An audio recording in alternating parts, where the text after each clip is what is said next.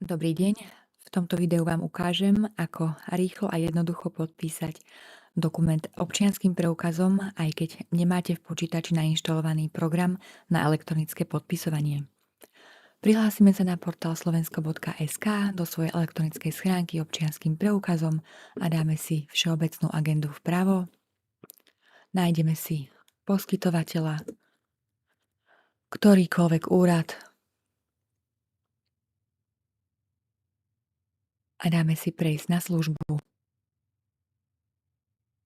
Ideme dole na prílohy, nahráme si prílohu z počítača. Ako náhle sa nám príloha nahrala, dáme si ju podpísať.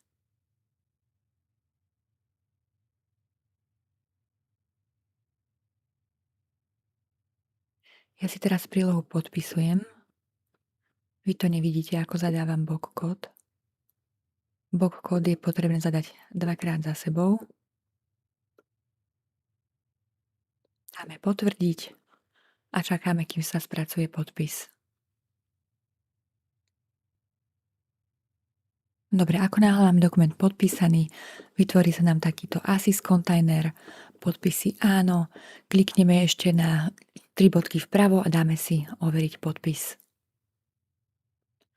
Počkáme na výsledok informatívneho overenia, ako náhle sa nám zobrazí, že podpis je platný, tak v takom prípade si môžeme stiahnuť dokument do počítača, následne ho poslať mailom a máme hotovo. Dobre, podpis máme platný, dáme si zatvoriť, tu si stiahneme dokument do počítača a naše rozpracované podanie si zahodíme a máme hotovo.